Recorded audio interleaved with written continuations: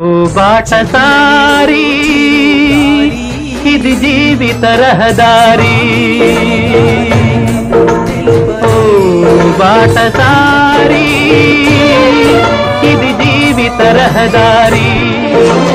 ఎంత దూరమో ఏది అంతమో ఎవరు ఎరుగని దారి ఇది, ఒకరికి సొంతం కాదు ఇది.